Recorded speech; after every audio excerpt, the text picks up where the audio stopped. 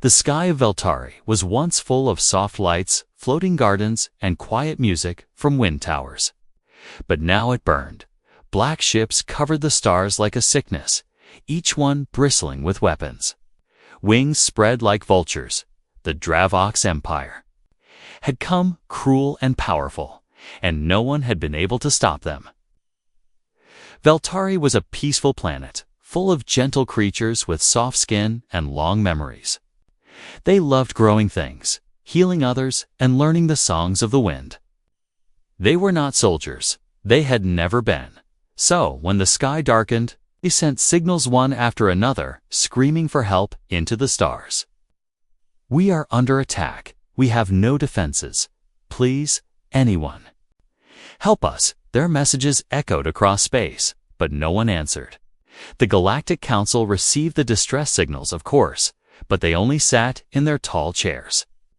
Looking serious and sad, they shook their heads, saying words like non-intervention and unfortunate, and nothing we can do. Their hands stayed folded while Veltari burned. The Council feared the Dravox, who had already crushed 5 other planets and even challenged the Council's outer fleets. No one wanted to risk a full war, not for one small, peaceful world. So the Council voted, and the vote was clear. No help would come on Veltari Small. Villages were already falling, towers crumbled, fields burned, and people ran screaming through forests of silver trees. Even the skybirds, once singing above the clouds, were gone. A girl named Nessa hid under the roots of an old glowing tree. Shaking in silence, her mother had wrapped her in a soft blue. Shalin said, "Don't make a sound," before running toward the smoke. That was 2 days ago. Nessa hadn't seen her since. Now she sat, hugging her knees, her stomach growling, and tears running down her cheeks. She whispered the names of her family to herself. Like a tiny prayer to keep them alive, she tried not to scream when a Dravox patrol flew overhead, its engines growling like monsters in the distance. Deep explosions rolled through the air like angry drums. Nessa's people had always believed in peace, in kindness, in learning, but now their books were ash. Their songs were lost in fire. The stars above were cold and quiet in the old capital. A council of Veltari elders stood together, their long robes torn and their faces full of sorrow. They had once believed in the galaxy, in fairness, in diplomacy. Now they only had hope. "Send the signal again," one of them said. A young tech priest pressed the button with a shaky hand, sending out a repeating message to any who hear us. "Veltari is under attack. We beg for aid. We have nothing left." Somewhere, far away in deep space, a forgotten beacon picked up the message. But here, nothing changed. No ships appeared, no reinforcements landed. Only more Dravox dropships fell from the sky. Nessa finally left the tree when her hunger became too much to bear. She walked carefully, barefoot, through the ash-covered forest, her small form almost invisible in the gray light. She reached her village, or what was left of it. The school dome had collapsed. Her house was a skeleton of beams and smoke. Bodies lay scattered like broken dolls. She didn't cry anymore. Her tears were gone. She picked up a half-burnt fruit and bit it slowly, sitting on a stone where her sister used to sit and hum tunes while braiding flowers. A strange silence wrapped around her now, peaceful, but empty, heavy, like a blanket of grief. She looked up at the sky, her eyes filled with ash and dust, and whispered, "Someone, please."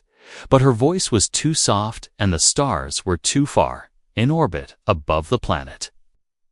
The Dravox commander stood on the bridge of his flagship, arms crossed. He laughed as he watched the chaos below. "No one comes for the weak," he said. To his officers, "That's why we rule." He gave the order to begin the final cleansing.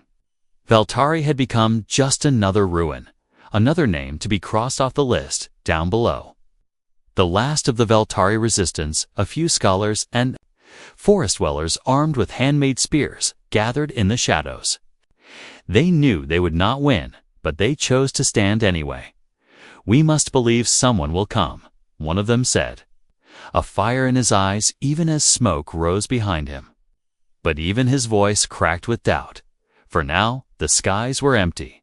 No great armadas, no thunder of heroic engines, no bright banners of hope, only stars that blinked above, silent and distant. And somewhere among them, in the vast cold black, something stirred, but not yet. On Veltari, the people were down to their last prayers, last breaths, and last heartbeats. But Nessa, sitting among the ashes, still watched. The sky still whispered, still hoped, even when it seemed like no one would ever come. The grand halls of the Galactic Council shimmered with golden walls and floating lights, but there was no warmth inside. Only cold silence and fear. Representatives from dozens of species sat around a long, curved table, each dressed in robes, armor, or shimmering biosuits, their faces serious, their words careful. The screens above them showed live footage from Veltari burning forests, broken villages, and lifeless bodies. The Dravox Empire was making their move again, and everyone knew what it meant. But no one stood up. No one offered help. One counselor, a tall lizard-like alien with dark eyes, finally spoke. "We cannot afford to provoke the Dravox," another added. "If we interfere now, they may bring war to all our planets." A whisper moved through the room like a weak wind, each delegate looking to the next, hoping someone else would take the risk, but they all sat still. Veltari's people had no armies, no money, no strategic power. Saving them brought no reward, only danger. So the vote was quiet, fast, and final. No aid shall be sent. The last vote was cast by a tall, silver-skinned woman from the inner stars, who simply raised one hand and looked away, unable to meet the camera's gaze. After the vote ended, the lights dimmed, and one by one the members began to leave the chamber, silent as ghosts. Only one remained seated, a human woman named Commander Myra Valen. Her face pale, her jaw clenched tight. She wasn't a high-ranking member, just an observer from Earth.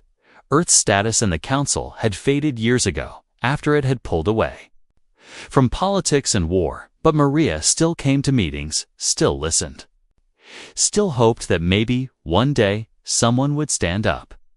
She looked around the empty room and then back at the screen where Veltari's forests continued to burn. Her voice was low, but sharp. "You cowards." No one was there to hear her.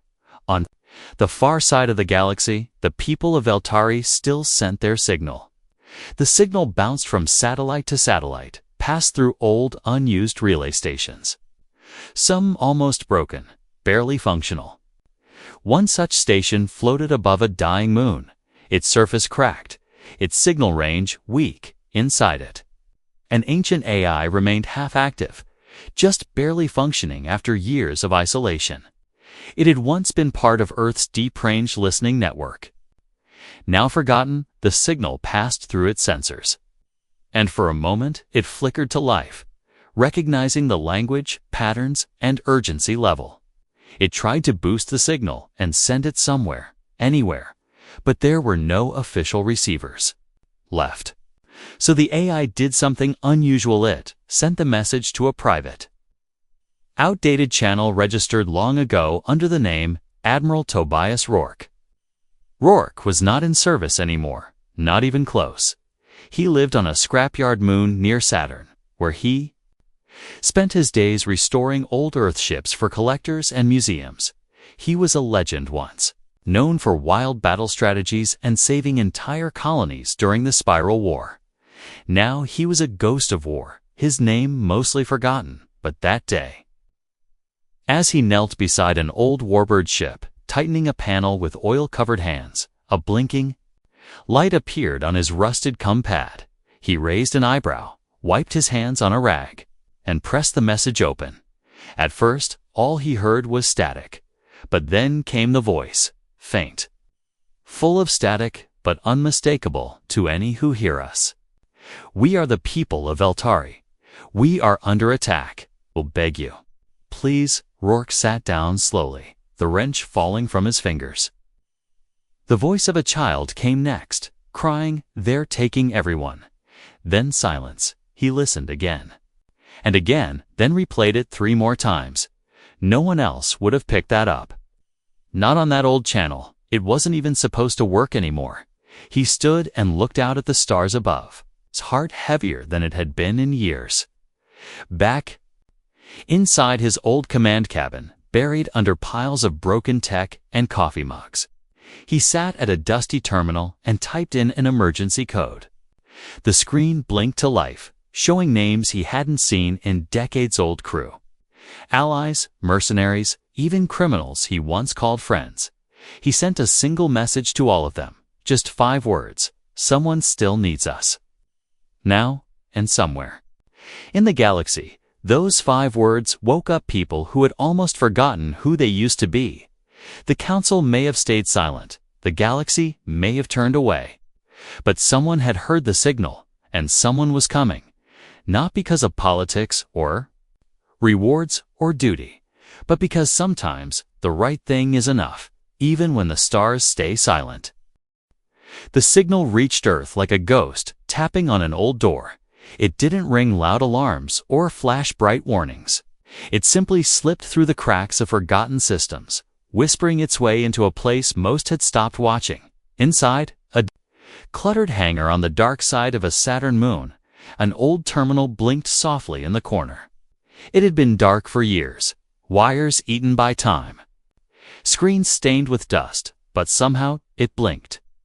A man with silver hair and a long coat walked past the terminal without noticing. Carrying a heavy crate of spare fusion coils, he paused, set the crate down, and squinted back at the flicker. His name was Tobias Rourke, once Admiral of the United Earth Defense Armada. Now just a retired old soldier surrounded by rusted ships and lost memories. He wasn't a hero anymore, not in anyone's eyes but his own. He lived quietly among the wrecks of forgotten wars, storing ships that would never fly again, but something about that blinking light pulled him in. He tapped the console, expecting it to freeze or fail. But instead it played a message. A shaky voice came through, broken, half static, but alive to anyone out there. "Please. This is Veltari. We are being destroyed." Rourke's heart dropped. He had heard many distress calls in his life, but this one was different. The desperation wasn't military, it was personal, raw, full of fear. He adjusted the audio, cleaned the signal, and leaned in closer. A smaller voice followed, a child crying softly. "We didn't do anything wrong." The transmission ended with silence. Rourke sat in front of the screen for a long time, staring at the stars through the cracked window. He lit a cigarette with shaking fingers, took one deep breath, then tossed it aside and stood up. "This galaxy," he muttered, always repeating itself. He opened a storage locker, pulling out an old datapad covered in dust and battle scars. It still worked, barely. And inside, it was something he hadn't touched in 20 years, a contact list marked red line. These were not ordinary people. They were pirates, smugglers, war veterans, ship engineers, lost captains. Even mercenaries that once fought for Earth but scattered when peace grew cold. Some were criminals now, others legends, most forgotten by history, but Rourke remembered every one of them. He didn't send a long message, only coordinates followed. By 3 words, "Veltari needs us." He knew who would answer, not the polished admirals in fancy suits. Not the diplomats who sat behind silver tables, no. These were the kind of people who didn't need orders to do the right thing. They just needed a reason. Within hours, old communication lines crackled to life. A gruff voice from a deep space freighter answered first, "Still owe you a favor, Admiral." Then another, smoother, "I'm in missed a good fight anyway." More came, one by one, some laughing, some cursing, some saying nothing at all, just sending confirmation. Ships long believed retired began lighting up in hangars across asteroid belts, moons, and derelict stations. Old banners of Earth, stitched with dust and honor, were pulled out from crates. And raised again, the United Earth Defense Armada wasn't supposed to exist anymore. But for this, just this one sit would rise again. Rourke's ship, the Dauntless, had not flown in 17 years. But he stood before it like a priest before an ancient temple, running his hand across the steel hull. "You and me, girl," he whispered, "one more time." He worked non-stop for 3 days rebuilding engines, replacing fusion cores, patching holes in the hull with his own hands. His joints ached, his lungs burned, but his mind was sharper than it had been in decades. Finally, the engines roared to life, and the ship groaned like an old warrior waking from a long sleep. Across the stars, similar scenes played out: forgotten warships reawakening, old crews reuniting, allies forming without a single council vote. There was no command, no central order, only a promise whispered from one soul to another. No one else had come, so they would. They weren't rescuing Valtari for glory, or medals, or politics. They were coming because someone asked, and no one else listened. Because they still believed that even one good fight was better than 1,000 empty speeches, and because Rourke had whispered into the dark, and the dark whispered back. "Let's make the stars remember Earth again," he said, as the Dauntless turned toward the path of war. Asterisk, a single spark lit the darkness of space, and from that spark came thunder. The Dauntless tore through the void like a beast that had been caged too long, engines howling with power. Its hull still scarred from old wars, but hungry for more. Behind it, lights began to flicker on across the sector, each one marking a ship rising from silence. Some were sleek fighters with black wings folded like blades.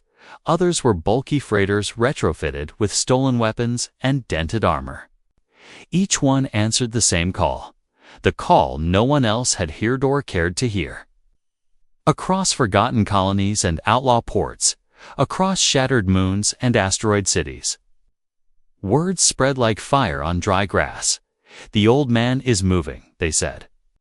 And he's not moving alone. Tobias Rourke stood on the bridge of the Dauntless, wrapped in a worn coat, boots steady on the vibrating floor. His crew was small, but sharp people who owed him favors, or who simply missed what it felt like to matter, to stand for something. They worked in silence. No anthem playing, no orders yelled. Only purpose filled the room. One crew member, a young pilot with a cybernetic eye, glanced at the screens. "More are coming," she said. "Even the ones I thought were dead." "They're not dead," Rourke replied. "They were just waiting for something worth living for." He sent out the course to Valtari, a straight-line jump across several hostile sectors.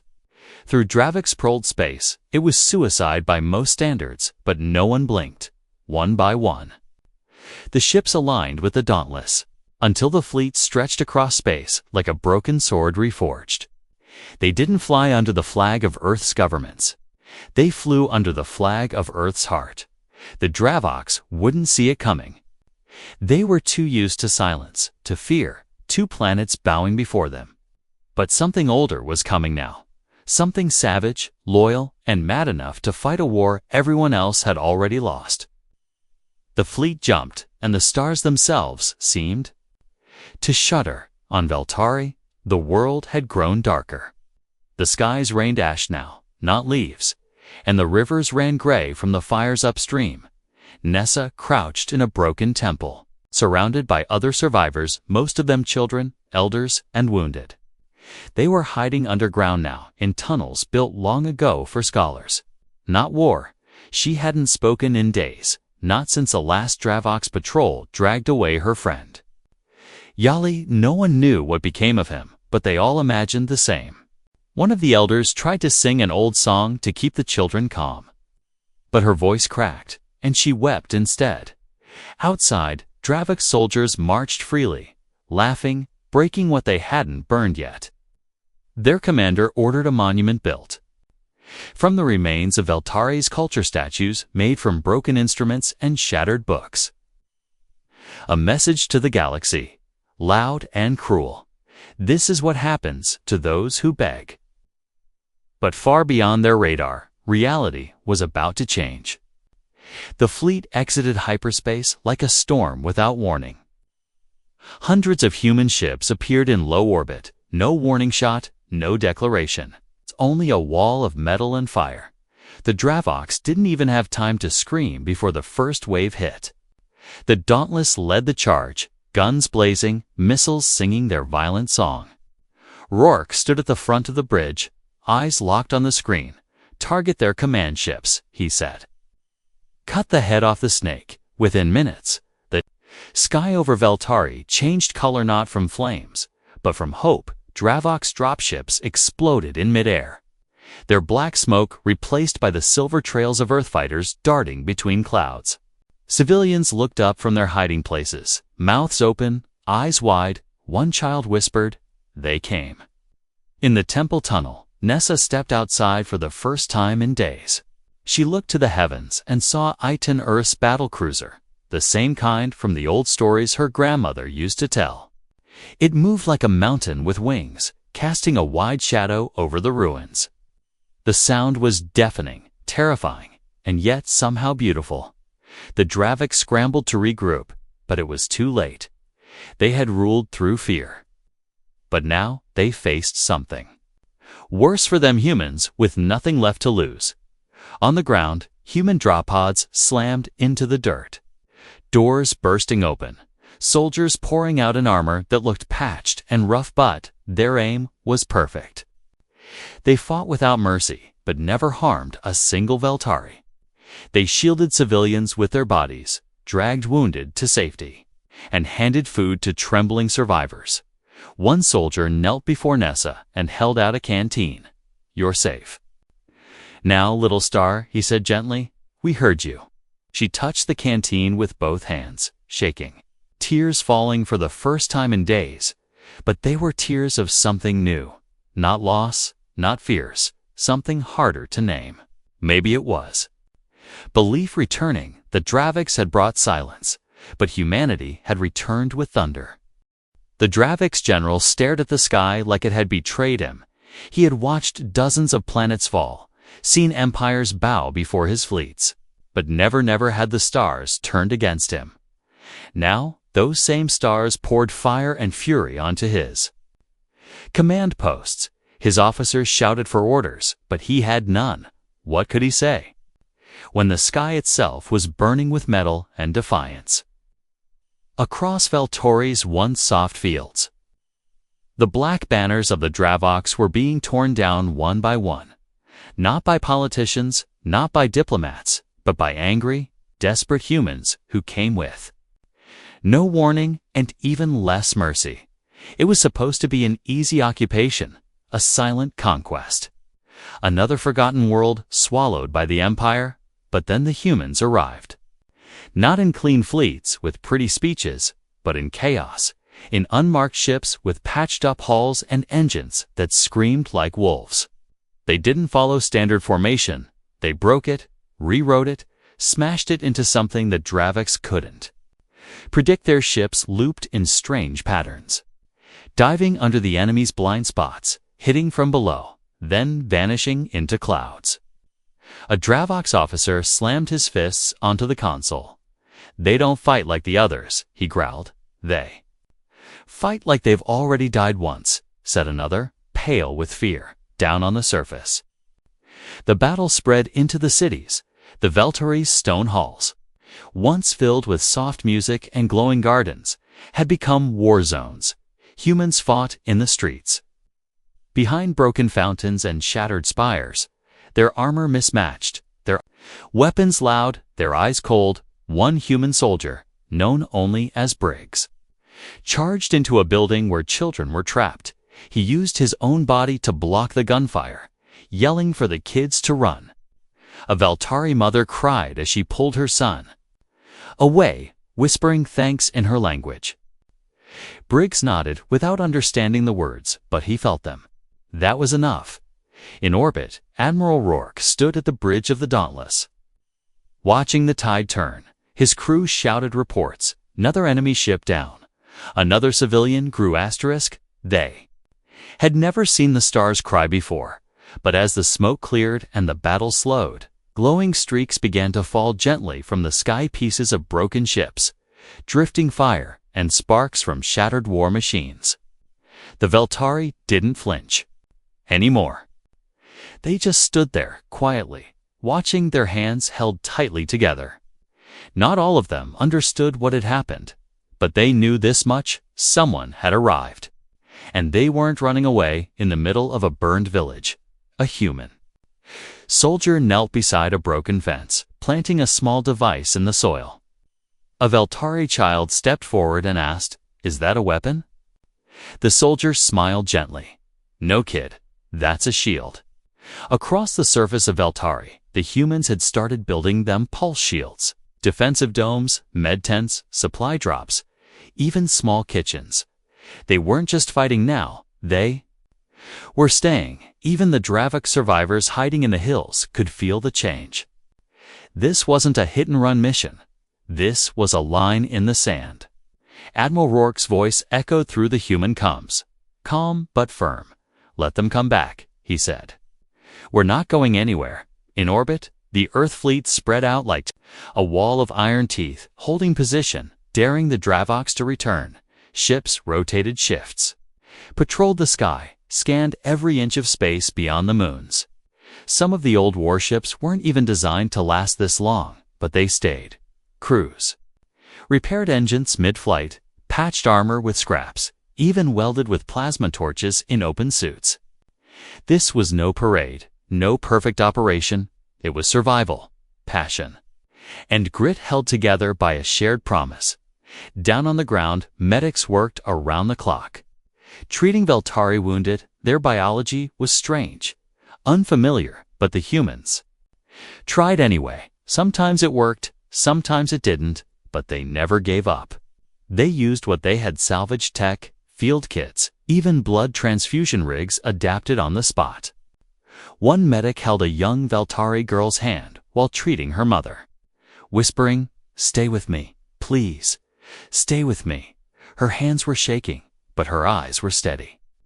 It wasn't just human soldiers, any more mechanics, engineers, cooks. Even retired captains were now on the surface helping rebuild. They didn't ask for payment or thanks. They just moved from place to place, building shelters, digging trenches, lighting fires for warmth. Veltari survivors began to follow them.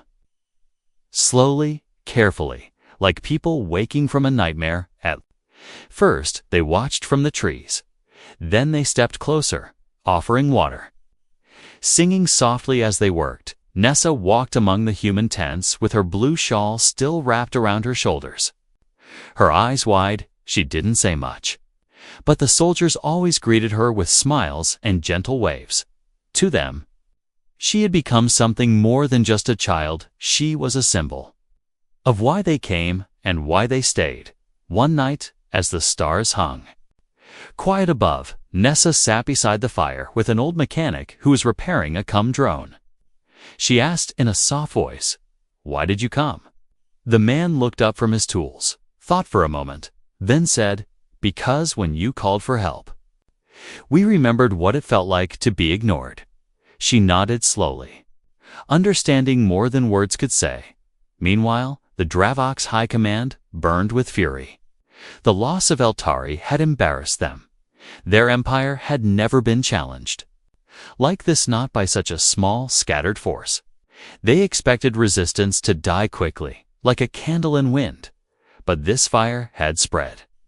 Other planets were watching, silent for now, but listening closely. If Earth's broken fleet could stand up to the Dravoks, what else was possible? So they sent reinforcements.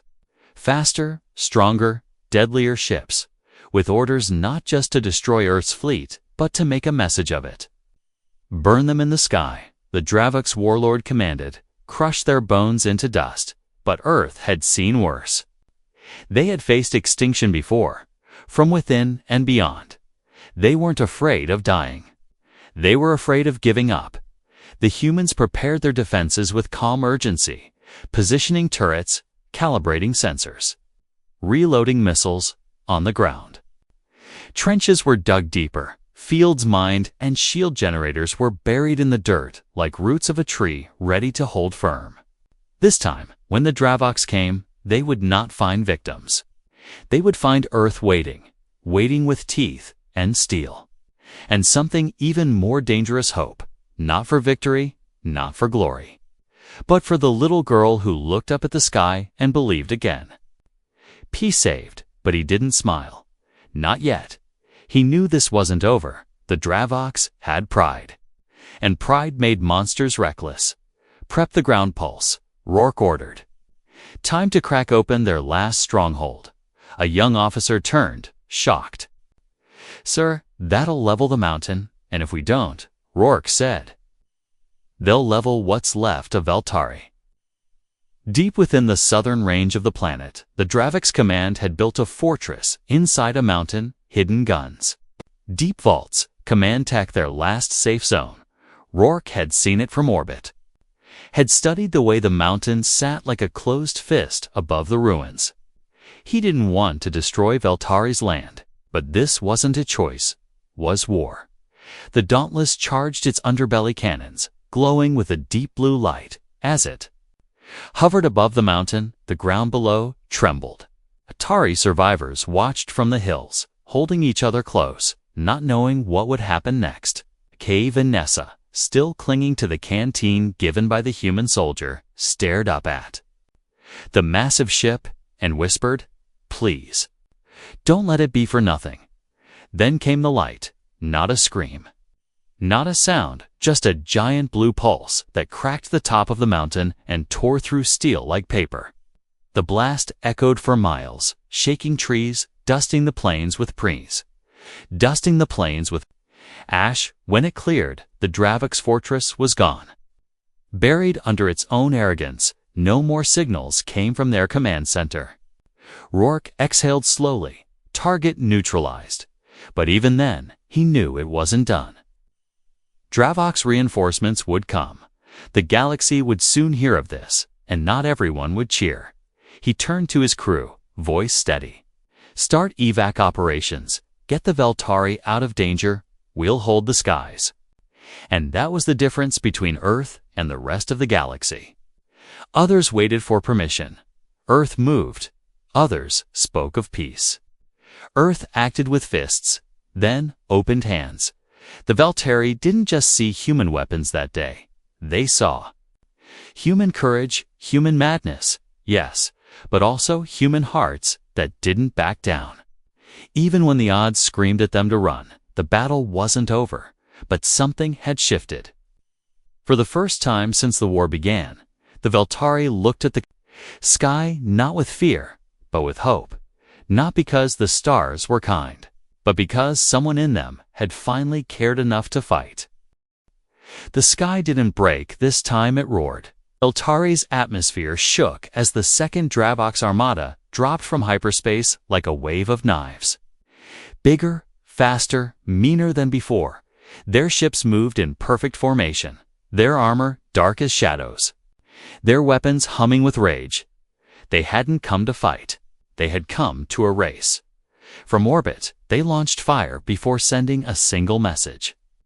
Plasma beams tore across the upper hills, turning trees to glass and soil to smoke.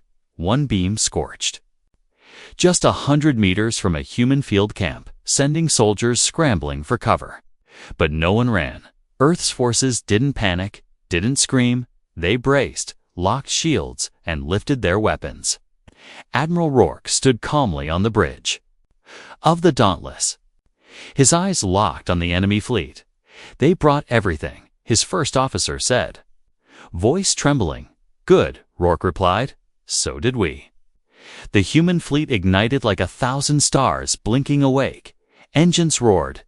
Guns fired in every direction, and battle formations twisted like living creatures.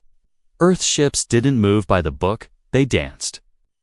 They curved through Dravox lines in strange arcs, struck from odd angles, then vanished before the enemy could respond. The Dravox were used to clean wars, cold numbers, controlled moves, but Earth fought like wildfire. Below, on the planet's surface, the ground war exploded. Dravox drop pods smashed into the soil like falling meteors, their doors bursting open as armored soldiers charged out, screaming. They were strong, yes, terrifying even, but they weren't alone on the field. Earth's troops met them head-on, in the dirt, in the mud, in the shattered halls of Veltari's ancient temples, in one temple courtyard. A squad of humans fought side by side with Veltari villagers armed with nothing but sharpened tools and old hunting gear.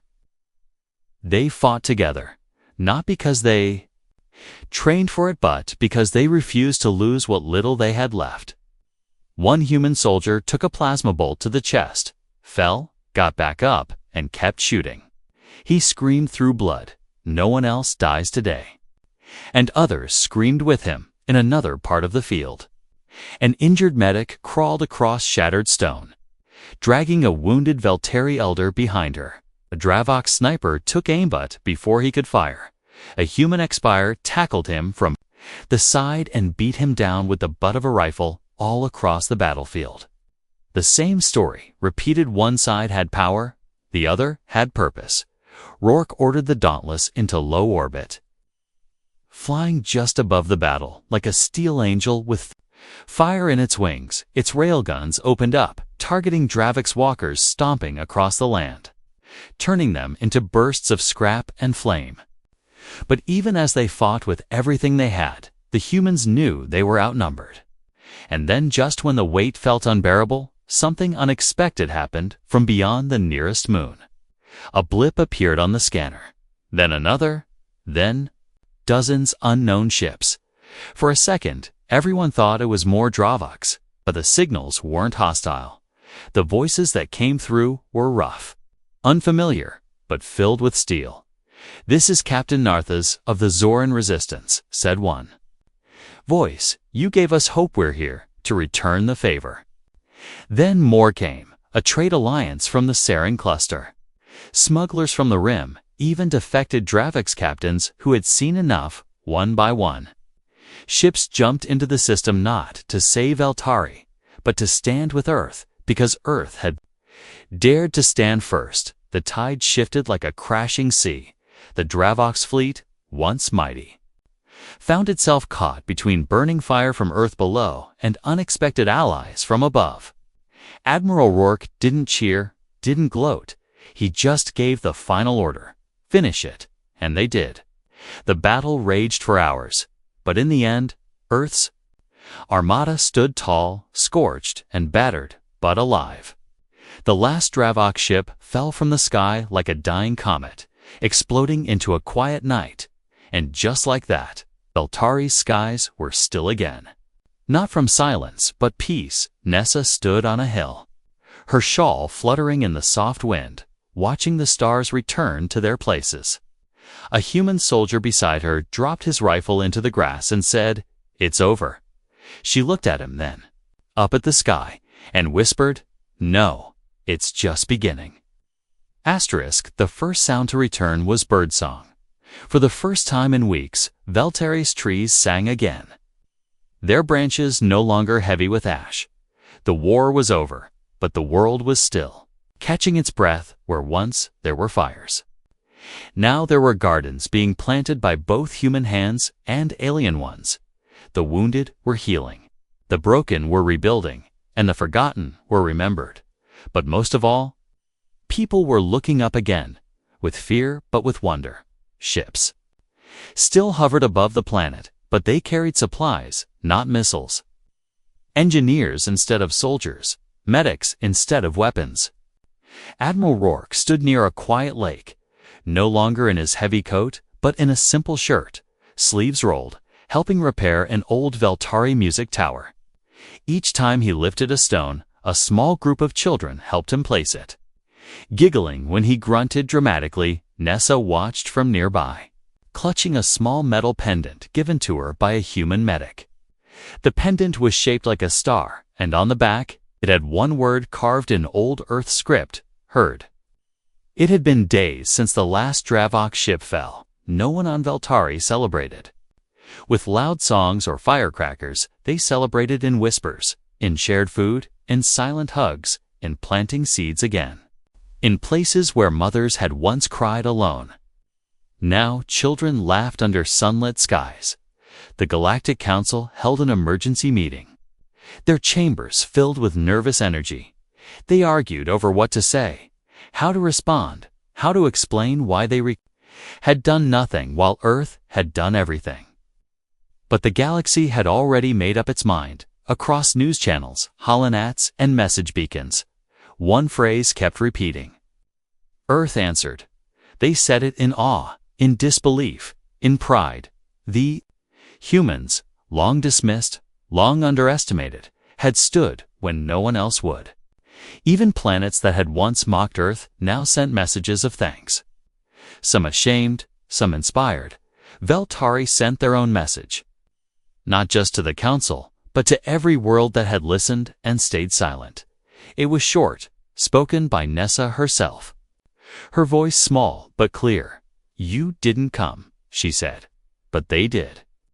The message spread like a fire that couldn't be put out. It was replayed in cities, classrooms, military bases. Even in Dravok's controlled space, some laughed at it. Some ignored it, but others began to question everything. Back on Veltari, a memorial stood beneath the largest tree in the forest. Names were carved into it, not just Veltari names, but human ones too. Soldiers who had fought and never left. Medics who gave their last breath to save strangers. Pilots who went down with their ships to block a bombardment. Admiral Rourke stood before it one morning, alone, a small flower in his hand. He placed it at the base of the stone and whispered, "You were never forgotten." Behind him, more people. Gathered, silently placing their own offerings, notes, stones, seeds, carvings. Nessa walked to his side and slipped her hand into his, small and warm. "Will you stay?" she asked. Rourke smiled softly. Eyes tired but kind. "As long as you need me," he replied. In time, Veltari became more than just a symbol. It became a meeting place. A place of healing, of stories, of new beginnings. Children were born who would never know what war smelled like. Only peace. And whenever someone asked how it happened, how the tide turned, they were told the story. The story of a small voice that cried for help and the broken, battered fleet. Of Earth that came roaring through the stars, not because they had to, but because someone had to. Across the galaxy, murals were painted, statues raised, and books written with one simple title. They came. No longer was Earth just a name from an old map. It was something else now. A promise, a warning, a legend. And in every star system where fear still ruled, that legend lived, not in ships, not in weapons, but in the hope that maybe just, maybe someone would come. Because once, when all seemed lost, Earth had come, and the stars would never forget.